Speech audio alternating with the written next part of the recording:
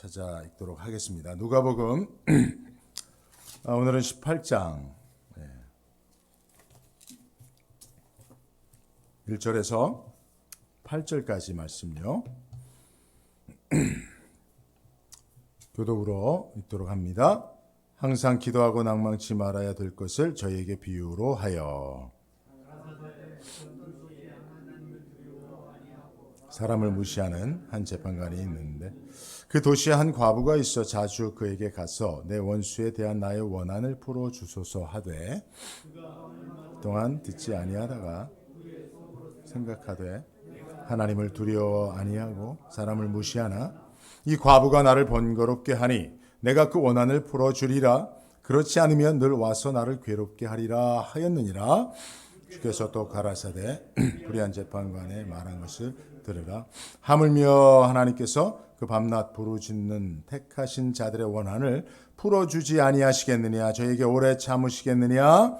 내가 너에게 이르노니 속히 그 원한을 풀어주시리라. 그러나 인자가 올 때에 세상에서 믿음을 보겠느냐 하시니라. 아멘. 할렐루야. 예, 여러분 오늘 말씀에 귀를 기울여 주시기를 부탁드립니다. 여러분 이 본문은 여러분들이 익히 알고 있는 본문이요. 최소한 설교를 여러 차례 들으셨던 본문입니다. 그러나 여러분들 오늘 전혀 그동안 듣지 못하셨던 그런 말씀으로 여러분들 오늘 설교가 찾아갈 것입니다. 여러분들 마음을 활짝 여시고 말씀이 그러한가 상고했던 베레아 성도들처럼 말씀에 집중하여 주시기를 부탁을 드리는데요. 자, 먼저는요. 제가 도입 부분으로 여러분들에게 한번 질문하겠습니다. 제가 하는 말을 들으시고 아버지가 어디로 들어가셨는지를 맞춰보시길 바랍니다. 결국 아버지가 방에 들어가셨다. 들으셨죠? 예, 아버지가 방에 들어가셨어요? 가방에 들어가셨어요? 가방. 예, 가방이라고 다시 한번 여러분 들어보세요.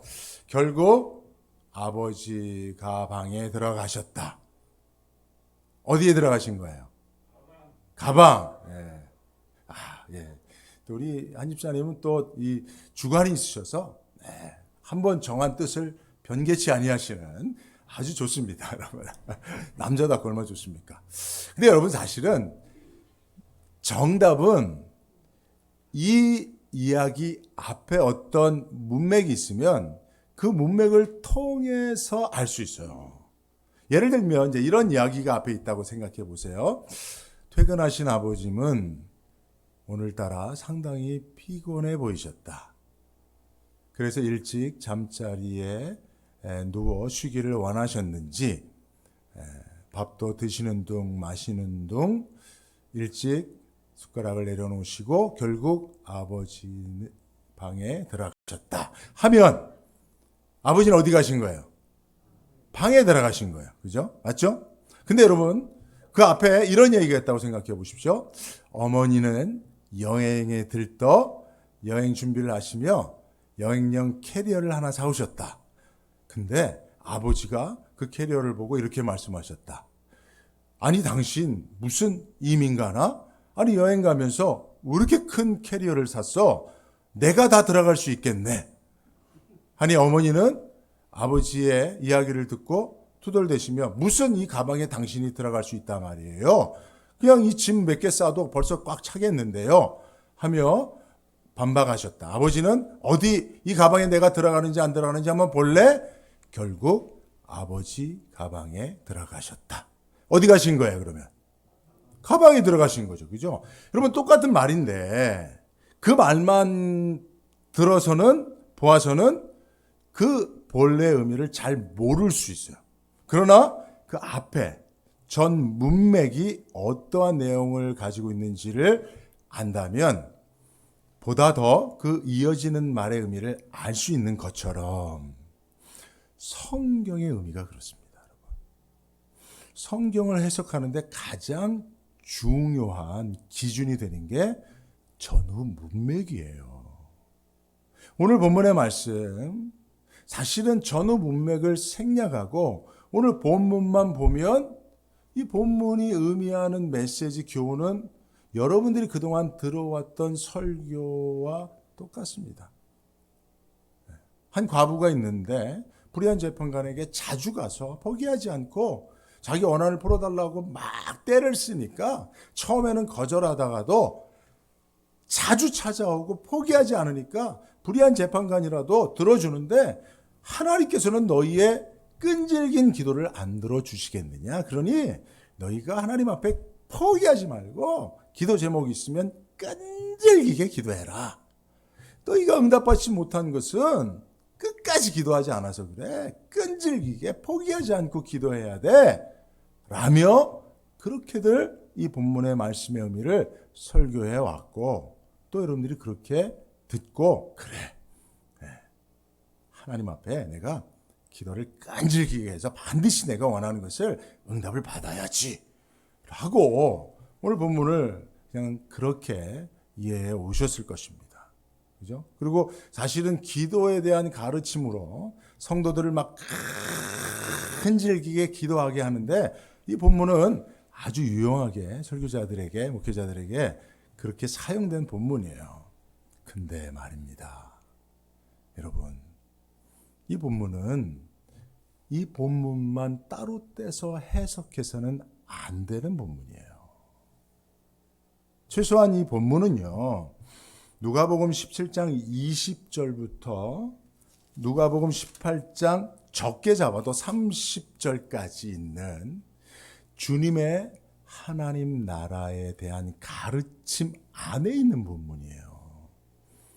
그러니까 전후 문맥과 연결해야만 이 본문의 의미를 주님이 이 본문의 비유를 왜 무슨 의미로 말씀하셨는지를 알 수가 있어요. 그죠? 성경은 그것을 우리에게 명명백백하게 증거해 주고 있는데 보십시오. 17장 20절을 보면 하나님 나라가 어느 때에 임하겠느냐라고 하는 바리새인들의 질문으로 예수님의 말씀이 시작이 돼요. 그래서 쭉 예수님의 말씀의 주제는 하나님 나라예요. 하나님 나라는 인자가 나타나는 날에 완성될까라는 거예요. 그리고 17장 그죠? 18장 8절에도 인자가 올 때라는 말씀이 있어요. 그리고 오늘 본문 이후에도 누가복음 18장 14절에는 하나님 나라에서 높은 자는 누구냐? 자기를 높이는 자는 낮아지고 낮추는 자는 높아지리라. 하나님 나라는 이런 자가 높은 자다라고 말씀하고 계세요. 또 누가복음 18장 16절에도 하나님 나라는 이런 자의 것이니라라고 하나님 나라 백성의 자격 조건에 대해서 말씀하고 계시고요. 누가복음 18장 29절에도 하나님 나라를 위하여 라고 하나님 나라를 위하여 무엇인가를 포기한 자에 대한 이야기를 하고 계시고 누가복음 18장 30절에도 내세 즉 하나님 나라에 대해서 이야기를 하고 있는 거예요. 그러니까 누가복음 17장 20절부터 오늘 본문이 포함되어 있는 누가복음 18장 1절에서 8절 이후에 30절까지 예수님은 하나님 나라라고 하는 하나님의 주제를 가지고 쭉 말씀하고 계시는 거죠. 그러면 오늘 본문은 그 주님의 그 말씀, 그 교훈 안에서 해석이 돼야 전후 문맥과 연결되어서 해석해야 그 의미를 정확히 알 수 있는데 자 그러면 이제부터는 이제 본문의 의미를 전후 문맥 속에서 그 교훈을 찾아 여러분들에게 말씀드리겠는데요. 자, 아까도 말씀드렸지만 17장 20절을 보세요. 바리새인들이 예수님에게 물어요. 하나님 나라가 어느 때 임하겠느냐라고 묻습니다. 그런 바리새인들의 질문을 받으시고 예수님이 이제 그 질문에 대답하시는데 그 구체적인 내용은 제가 지난 수요일 날 설교를 했어요.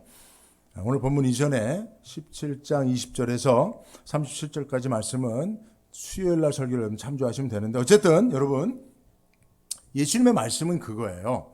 하나님 나라는 인자이신 예수님이 십자가를 지고 죽으시고 승천하고 부활 승천하신 이후에 다시 이 땅에 오실 때 하나님 나라가 이제 이 땅에 완성된다는 거거든요. 주님이 이것을 말씀하고 계시는 거예요. 그런데 놀라운 것은 주님의 말씀 가운데 주님의 안타까움이 있어요. 뭐냐면 내가 다시 올 그때에는 마치 노아의 때와 롯의 때와 같을 것이라는 거예요. 그래서 노아의 때에 26절을 보면 노아의 때에 된 것 같이 인자의 때도 그러하리라. 노아가 방주에 들어가던 날까지 사람들이 먹고 마시고 장가들고 시집가더니 라는 말씀을 하세요. 또 28절을 보니까 롯의 때와 같으리니 사람들이 먹고 마시고 사고 팔고 신고 집을 짓더니 그때 그들이 심판을 맞이하게 됐다는 거죠. 인자의 때도 똑같다는 거예요. 예수님께서 승천하신 그대로 구름을 타고 다시 재림주로 오시는 그때에 세상을 심판하실 것인데 노아의 때와 롯의 때처럼 소돔과 고모라의 심판이 있는 것처럼. 근데 그때도 여전히 노아의 때와 소돔과 고모라 때처럼 사람들은 어디에 초점이 있어요? 먹고 마시는 일에. 특별히 여기 보면 집을 사고 파는 일에. 그죠? 그럼 우리들의 평생의 목표가 뭡니까? 집 하나 제대로 사서 근사하게. 그죠? 노후에 렌트비 걱정 없이 사는 건 아니겠습니까? 그죠? 그래서 사실은 이 집값이 경제에 가장 직결된 그런 이슈고요. 그리고 뭐 국민들의 가장 큰 바람은 그거예요. 집값에 대한 이야기. 대통령 선거가 있을 때도 사람들의 관심은 누가 내게 집을 소유할 수 있는 정치를 할 것인가 이런 거죠. 그죠? 그렇다는 거예요. 그죠? 이전에도 그랬고 주님 다시 올 때도 그렇다는 거예요. 근데 그렇게 살면 주님이 다시 오실 때에 한 사람은 데려감을 당하고 한 사람은 버려진다는 거예요. 한 이불 덮고 자는 두 남자 중에 한 명은 주님을 영접하게 되고 한 명은 버려진다는 거예요. 맷돌을 가는 두 여인 중에 한 명은 주님이 영접하여 주시고 한 명은 버려진다는 거예요. 그러면 여기서 말씀하는 한 이불 덮고 자는 두 남자는 누구예요? 가족이죠. 아버지와 아들, 형제 정도 되겠죠. 근데 형제라도 부모와 자식이라도 믿음이 없으면 버려지고 또 데려감을 당한다는 거예요. 여러분 맷돌을 갈는 두 여인은 누굽니까? 여러분들 이미지 속에 맷돌은 어처구니를 잡고 맷돌을 갈잖아요. 두 여인이. 혼자 달기에는 무겁거든요. 누가 그 어처구니를 둘이 함께 잡고 돌립니까? 네, 제 기억으로는 외할머니하고 저희 어머니였어요. 그죠? 근데 주님 다시 오실 때에 믿음이 없으면 노아의 때와 롯의 때처럼 먹고 마시고 집 사고 이 땅에서의 삶에만 창념하여 매몰되어 있으면 버려진다는 거예요. 주님이 이 말씀하시고 18장 1절부터 8절까지 우리가 읽었던 이 비유의 말씀을 하시는 거예요. 그리고 이 비유의 결론이 뭐예요? 8절에 그러나 인자가 올 때에 바로 18장 이전에 있었던 인자가 올 때에 버려지는 일과 데려가는 일이 있을 것이라는 그 말씀하시고 오늘 본문 말씀하시고 본문의 결론 8절에 인자가 올 때라고 하는 말씀하셨으니 오늘 본문 말씀은 앞에 있는 말씀에 대한 부연 설명으로 연결해서 이해해야 됩니다. 그냥 열심히 끝까지 기도해라 이런 말씀이 아니에요. 그죠? 그러면 주님이 말씀하시는 건 뭐냐? 인자가 올 때에 믿음이 있어야 된다는 거예요. 그래야 너희가 버려지지 않는다는 거예요. 너희 사랑하는, 그러니까 부부가 있더라도 한 사람은 데려감을 당하고 믿음 없는 사람은 버려진다니. 그죠? 얼마나 안타깝습니까? 주님이 이 사실을 알고 계시는 거예요. 그러니까 너희는 절대로 사랑하는 가족들과 한 입을 덮고 자는 형제들과 또 함께 맷돌을 돌리는 어머니와 딸이 함께 주님을 만날 수 있는 그런 일이 있으면 좋겠다. 그것은 믿음이 있어야 된다. 근데 그 믿음은 어떤 믿음이냐? 바로 오늘 비유에 등장하는 과부의 믿음이에요. 과부의 믿음. 근데 여러분 주님이 이 말씀하시고 어쨌든 안타까이 결론 짓는 말씀이 내가 올 때에 하나님 나라가 이 땅에 임할 때에 그 말세 세상에서 믿음을 보겠느냐는 거예요. 믿음 보기 어렵지 않겠냐는 거예요. 주님이 이 안타까운 마음을 우리에게 전해주시는 거예요. 그러니까 여러분 우리도 이 믿음 없으면 주님이 안타까이 바라보시는 그런 대상이 될 수밖에 없어요. 여러분 이 믿음이 저와 여러분들 모두에게 있기를 바랍니다. 그러면 이 믿음이 구체적으로 뭐냐? 이게 중요한 거예요. 근데 18장 1절을 보면 항상 기도하고 낭망치 말아야 될 것을 저희에게 비유로. 그러니까 주님이 말씀하시는 말세 때 주님을 만날 수 있는, 버려지지 않고 데려감을 당할 수 있는 그 믿음은 기도하고 낭망치 않는 믿음이에요. 근데 여기서 이제 낭망이라고 하는 것은 보면 이게 이제 포기하지 않는 거예요. 또 공동번역을 보면 용기를 잃지 않는 거예요. 그러니까 여러분, 주님이 말씀하시는 말세 때에 정말 찾아보기 힘들지만 그러나 그 믿음이 있으면 공중에서 나를 만나고 예수 그리스도의 신부로 영접함을 받을 수 있는 그 믿음은 바로 용기를 잃지 않고 주님 앞에 계속적으로 기도하는 믿음인데, 자, 이 말씀은 뭐예요? 우리가 용기를 잃어버리고 낙심할 수밖에 없고 포기할 수밖에 없는 상황이 존재한다는 거잖아요. 그죠? 그럼 그 상황이 뭡니까? 오늘 그 비유를 통해서 주님은 그 상황을 우리에게 말씀하시는 거예요. 말세 때 너희가 왜 낙심하게 될 거냐? 말세 때 너희가 왜 용기를 잃어버리고 왜 지속해서 기도하지 못하게 될 것이냐라는 말씀이에요. 그런 관점으로 이 말씀을 봐야 되는 거예요. 그래서 뭐 때문에 그래요? 불의한 재판관 때문에 그런 거예요. 하나님을 두려워하지 않고 사람을 무시하는, 그러나 그가 재판관으로 통치하는 도시, 그 세상, 그 세상에서 이 과부처럼 살려면, 그리고 이 과부가 지금 그 재판관에게 뭐라고 요청합니까? 내 원한을 풀어달라고 그러죠. 그죠? 근데 이 불의한 재판관이 이 과부의 요청을 귀뚱해도 안 들어요. 왜 그런지 아세요? 과부니까. 여기서 이제 한 과부라고 이제 설명이 되어져 있는데, 사실은요, 당시 사회에서는 여자는 홀로는 존재할 수 없는 그런 사람이에요. 그래서 특별히 오피셜한 일들을 할 때에는 본인이 직접 할 수가 없어요. 받아주지 않으니까. 그래서 여자는 항상 남자하고 연관돼 있어야 됩니다. 그래서 여자는 남편하고 연관돼 있어서 자기가 무슨 송사를 하거나 무슨 일을 진행시키고 할 때 남편을 통해서 해야 됩니다.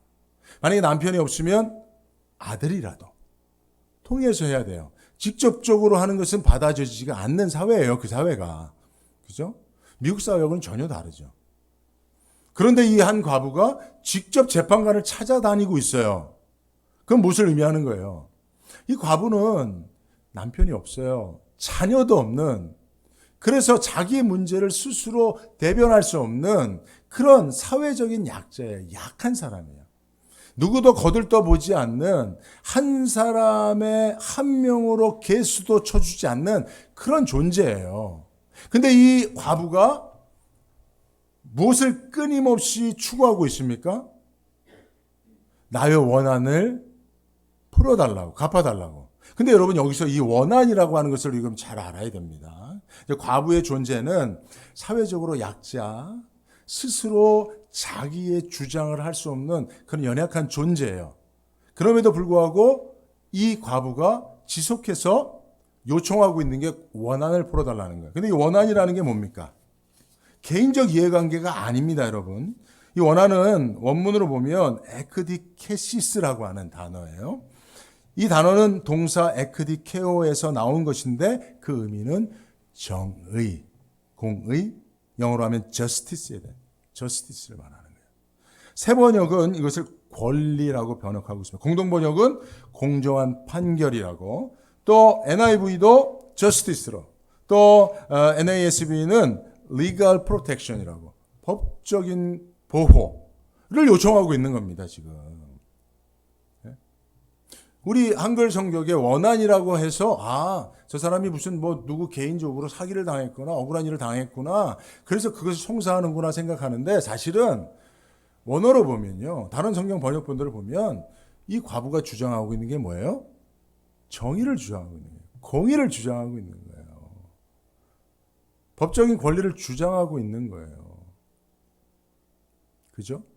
그런데 문제는 그것을 들어줄 수 있는 권세를 가지고 있는 재판관이 불의한 자라는 거예요. unjust한 재판관, 저지라는 거예요. 그러니까 여러분, 이게 주님이 말씀하시는 말세 세상이라는 거예요. 주님이 다시 오시는 그 세상은 불의한 자가 하나님을 두려워하지 않고 사람을 무시하는, 그래서 자기 뜻대로 자기 이익을 위해서만 부여된 권세를 사용하는 그런 독재자 같은 불의한 재판관들이 통치하는 세상이라는 거예요. 그런데 그런 세상 가운데서도 힘이 없는 사회적 약자요, 아무런 권세와 능력이 없지만 그러나 하나님 나라의 공의를 주장하고 그것이 이루어지기 위해서 포기하지 않고 계속해서 기도하는 과부와 같은 믿음, 그 믿음이 있어야 된다는 거예요. 근데 여러분, 우리가 이 말씀을 왜 개인적 송사, 개인적 이해관계를 끊임없이 막 포기하지 않고 막 악착같이 기도해서 하나님으로부터 응답받으라는 말씀으로 오해해서 해석하느냐 하면, 사실은 7절에 있는 하물며라고 하는 단어 때문에 그런 해석을 많이 하는 경향이 있어요. 그러니까 예수님께서 불의한 재판관과 하나님을 등치시켜 놓고, 불의한 재판관도 이 과부가 막 끝까지 때를 쓰니까 들어줬던 것처럼 하물며 하나님은 더 들어주지 않겠냐, 그러니 하나님 앞엔 더 떼써라, 이렇게 우리가 말씀을 해석하는데, 사실은 원문에는 하물며란 단어가 없어요. 그리고 여러분, 다른 번역본들을 보더라도요, 하물며라고 하는 번역을 한 성경이 거의 없습니다. 제가 한 10몇 개 성경을 봤습니다, 사실 오늘 본문을 가지고. 근데 한글 개역 성경만 하물며가 있고, 그리고 영어 성경 가운데 하나, 이분이라고 하는 단어를 써서 하물며로 표현될 수 있는 부분이 하나 있고, 사실은 대부분의 성경은 하물며라는 단어가 없어요. 원래 그리고 원어 성경을 봤더니 원어 성경에도 없어요. 그러니까 사실은 여러분, 성경에 오류가 없다는 것은 우리가 가지고 있는 개역 한글, 이 사실은 원어를 한글로 번역한 거잖아요. 이 번역 성경에 오류가 없다는 게 아니에요, 여러분. 이것도 사실은 성경을 번역하는, 한글로 번역하는 분들이 결국은 한문 성경을 가지고 사실은 번역을 했고, 영어 성경을 참조해서 번역을 하면서 사실은 자기들의 해석적 견해를 담아 놓은 것이 분명히 있습니다. 여러분, 이걸 잘 구분해야 됩니다. 그래서 다른 성경 번역본들을 많이 보아야 되고, 중요한 것은 그 본문이 가지고 있는 위치, 전후 문맥을 통해서 그 의미를 정확히 해석해낼 수 있어야 됩니다. 그럼 이 하물며라고 하는 단어를 빼면 사실은 주님이 말씀하시는 것은 이 세상은 불의한 재판관처럼 하나님을 두려워하지 않고 사람을 무시하고 특별히 사회적 약자들의 이야기는 들어주지 않는 세상이라는 거예요. 그러니까 불의가 판을 치는 세상이라는 거예요. 공의롭지 못한 세상이라는 거예요. 사람들은 다 자기 이익을 위하여 먹고 마시는 일에만, 그래서 약한 자들을 위하여 희년을 선포하고 그들을 돕고 가난한 자들을 돕는 삶을 살지 않는다는 거예요. 그게 노아의 때고 그게 롯의 때고, 그래서 하나님의 심판이 임할 때, 즉 인자가 다시 오시는 그때 인자는 재림주여 심판주인데, 그때 그들이 그 심판을 면할 수 없고 버려짐을 당할 수밖에 없는 것은 바로 그러한 불의한 세상에서 과부처럼 살지 않기 때문에 그렇다는 거예요. 그러니 너희는 이 과부처럼 살아야 된다. 과부와 같은 믿음을 가져야 된다는 거예요. 불의한 세상이지만 공의를 주장하며 살아야 된다는 거예요. 그들의 원한을 풀어달라고 기도해야 된다는 거예요. 근데 사실은 보십시오. 이 과부가 여러 날 기도했지만, 자주 요청했지만 다 무시를 당했잖아요. 근데 이 과부는 포기하지 않았다는 거예요.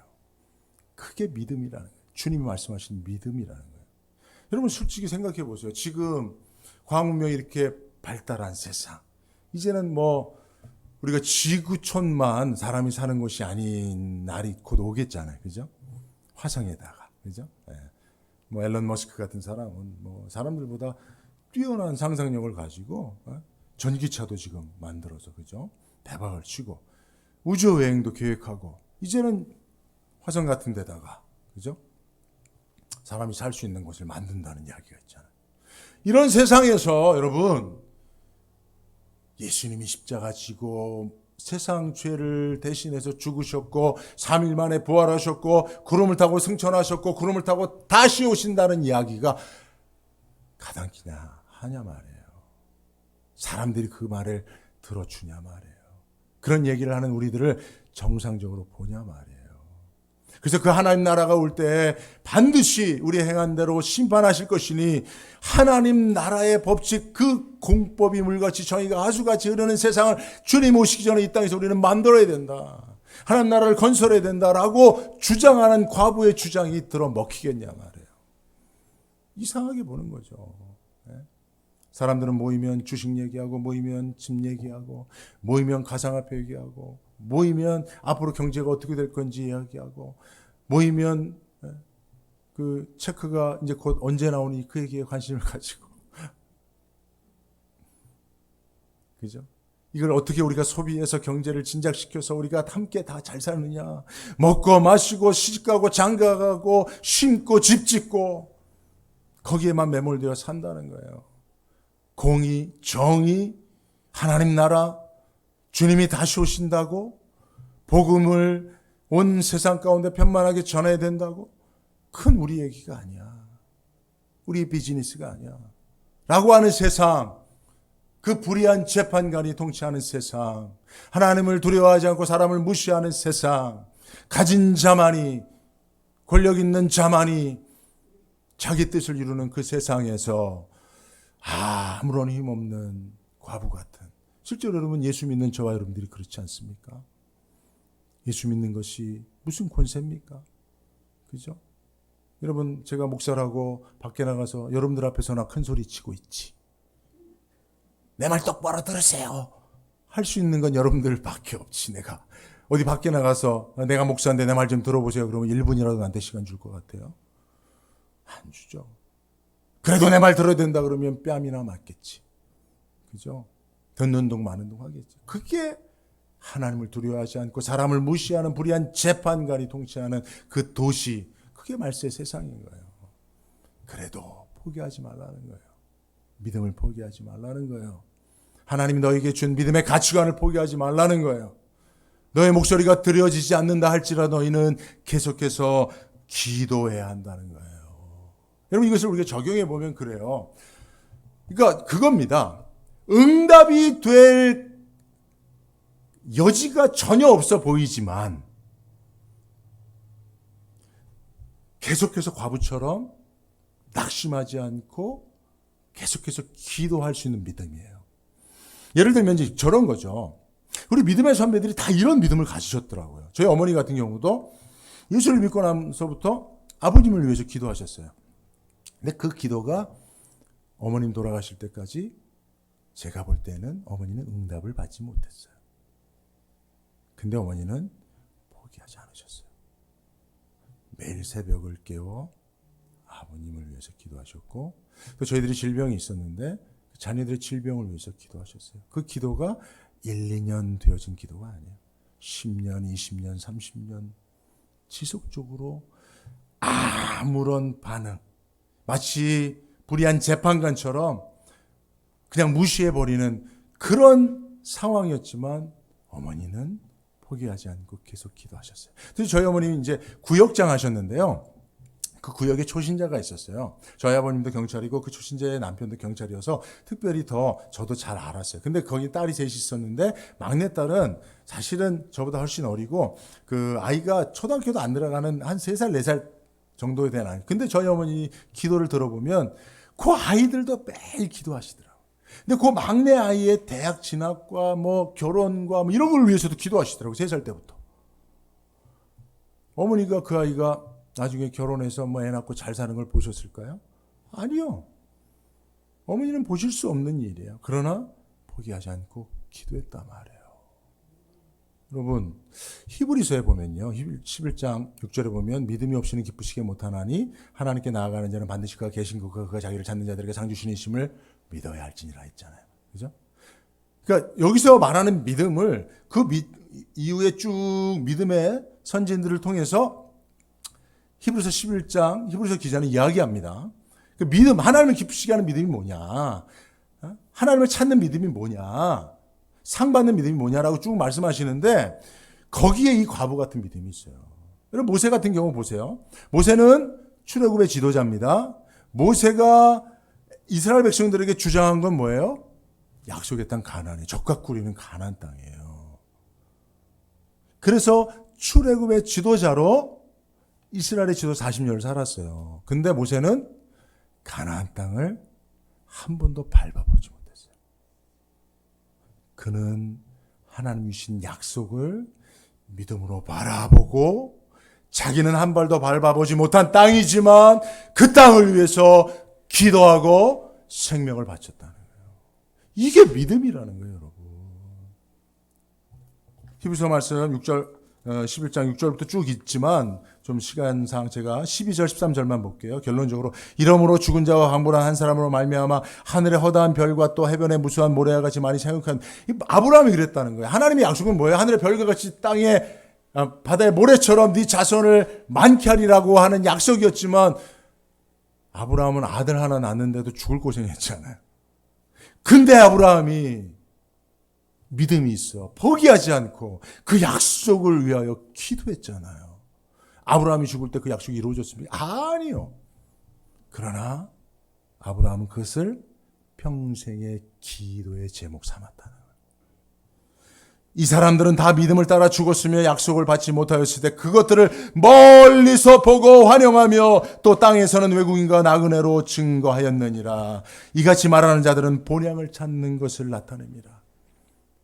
천국의 소망이 있어 그 천국을 향하여 그 본향을 향하여 나가는 삶을 살았지만 사실은 멀리서 바라볼 뿐이에요. 그러나 그것을 손에 쥔 것처럼 내가 이미 천국을 소유한 자인 것처럼 천국 백성의 삶을 살기 위하여 그들은 포기하지 않고 이 땅의 광야 같은 삶을 살면서 이 과부처럼 기도했다는 거예요.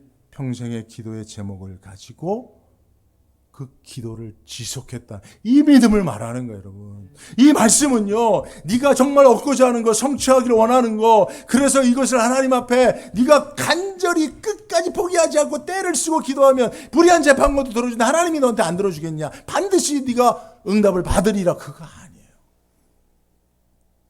아니에요. 네가 사는 생애에는 그 기도 응답을 받을 수 없을지 모르지만 불의한 재판관이 너 말을 계속해서 무시할 것이지만 그런 세상에 네가 살지만 그러나 하나님 백성답게 정의를 부르짖으며 공의를 부르짖으며 희년의 복음을 선포하며 살라는 거예요. 그 믿음이 내게 있느냐? 내 말세 때 그런 믿음이 없다는 거예요. 왜요? 우리는 빨리빨리주의예요. 특히 한국 사람들은요. 그죠? 자판기에 커피 자판기에 돈 넣고 들여다보는 건 한국 사람밖에 없대잖아요. 그게 얼마나 된다고? 그거 얼마나 언제 나오나? 그거 잠깐 돈 넣고 작동해서 빙 하는 동안 못 잡아갖고 막 뚜껑 열어보고 돈 치고 오잖아요. 신앙생활도 우리 그렇게 한다니까요. 그러니까 이 말씀이 너무 좋은 거예요. 야, 그래. 내가 기도했으면 응답을 받아야지. 내가 원하는 거 있으면 하나님한테 때를 써서라도 그거를 손에 줘야지. 그러니 이 말씀처럼 그래. 끝까지 포기하지 않고 기도하자.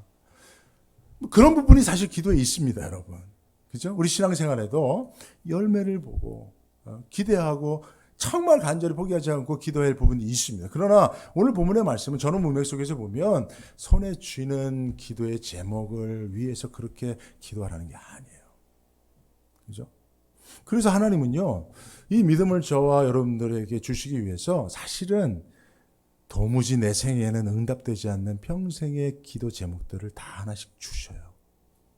그죠? 다 있죠. 그죠? 네? 그 십자가예요, 그게. 네? 십자가 지고는 어디까지 가는 거예요, 여러분? 십자가는 십자가 진다는 게 뭐예요? 그거 지고 죽으라는 거예요, 여러분. 십자가는 그게 아니라 십자가 지고 죽을 사람이 그 십자가 지고 사형틀까지 가는 거예요. 그 십자가는 해결되는 게 아니에요. 거기서 내가 죽는 거예요. 하나님이 이 십자가를 우리에게 다 주셨다니까요. 네? 그러니까 여러분이 지독기도 여러분들의 기도에 응답되지 않는 그런 분들이 있다면 그것이 여러분들의 십자가인 줄 알고 감사하십시오. 왜냐? 여러분들이 그 사람 때문에, 그 문제 때문에 주님 앞에 이 믿음을 보일 수 있는 거거든요. 그죠? 네. 저희가 이제 새벽 기도하고 여러분들 기도 제목들을 이렇게 들어보면 어떤 분들은 정말 제가 들어봐도 저기 응답이 되겠는가?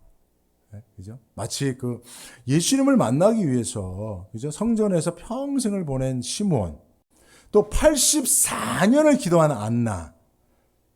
이거 84년을 기도한다는 게 여러분, 청산 과부가 그 소시 때, 10대 때 과부가 돼서 남편을 잃고 성전에서 주님이 오신다는 약속 말씀 듣고 84년 기도했대요. 여러분, 그게 사실은 그의 생애에 80년이나 이상 기도하니까 응답이 되더라 그런 말씀 아니잖아요. 그죠? 그분은 그냥 자기 생애를 그 하나님의 약속을 바라보고 기도하는 데 가치가 있는 거지. 그게 뭐 응답되는 걸 내 생애에서 보리라. 여러분 84년 만에 응답되면 그걸 봤기 때문에 내가 눈을 감는 그런 게 아니에요. 우리에게는 그런 믿음이 필요한 겁니다. 그죠? 교회를 위해서 여러분 기도할 때 어찌 보면 그죠? 우리 장로님 기도하실 때도 그죠? 1부, 2부, 3부 예배를 위해서 기도하신다. 제가 들어볼 때는 지금 1부 예배도 지금 안 채워져 갖고 1부 예배 채우기도 힘든데 2부, 3부 예배. 근데 여러분 그게 이루어져야만 기도가 응답된 겁니까? 아니에요. 교회를 위한, 교회가 정말 부흥하고 성장해서 하나님 주신 사명 감당하기를 원하는 그 소원이 기도하면 하나님이 들으신다는 믿음.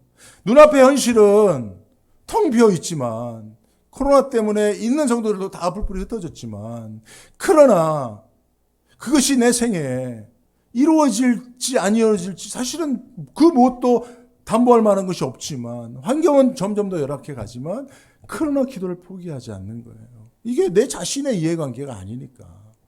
과부가 자기 문제 해결하기 위해서 하는 게 아니니까. 하나님 나라를 위해서, 주님 다시 오실 때를 위해서 그런 믿음의 기도를 드리는 거니까요. 그죠?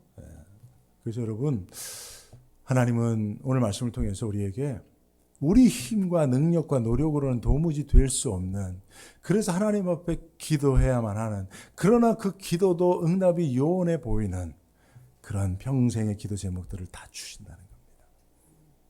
바울에게는 육체의 가시가 그거잖아요. 그죠? 계속해서 가시가 나를 찌를 때 내가 하나님 앞에 이것을 기도 제목 삼고 얻는 것은 치유가 아니고 겸손을 얻는 거예요. 내가 앞치마만 덮어도 사람이 죽은 자가 살아나는 능력자다 교만해질 수 있지만, 내가 여전히 하나님 앞에서는 내 육신의 질병의 문제를 해결하지 못하는, 평생에 이 한 가지 기도 제목도 해결 못하는, 그래서 하나님 앞에 난 더 무릎 꿇을 수밖에 없고 더 겸손해질 수밖에 없는 그런 기도의, 평생의 기도의 제목을 가지고 살아가는 그 믿음. 믿음이 없으면 핑계쳐. 그래 하나님 뭐 이렇게 기도했는데도 응답 안 해? 그럼 뭐 말아. 아니면 말지 뭐. 그건 믿음이 아닌 거죠. 그죠? 끝까지 하나님을 신뢰하고 기도할 수 있는 그 기도. 그죠? 이게 대부분은 사실은 부모님들은 자녀들을 위해서 이런 기도를 하는 것 같아요. 그죠?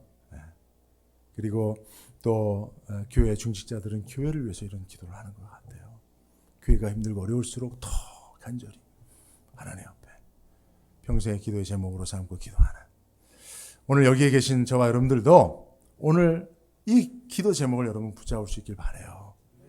여러분들의 가족과 자녀들과 무엇보다도 교회라 이 땅을 위해서 정말 불의해져만 가는 이 세상을 위해서 주님의 오실 날을 준비하며 소망하는 주의 백성들이 포기하지 않고 공의를 부르짖어 기도할 수 있는 그런 저와 여러분들, 우리 남가주 안되교가 될 수 있기를 주의 이름으로 축복합니다.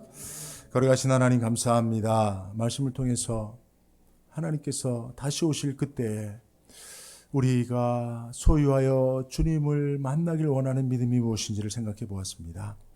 하나님, 우리의 환경과 상황은 열악해져만 가고 불의해져만 가지만 하나님의 백성의 가치관과 정체성을 잃지 않고 끝까지 믿음을 주장하며 평생의 기도의 제목으로 삼아 영혼들과 가족들과 성도와 교회를 위해서 또 복음을 위해서 기도하는 우리의 삶이 되게 하여 주옵소서. 예수님의 이름으로 기도합니다. 아멘.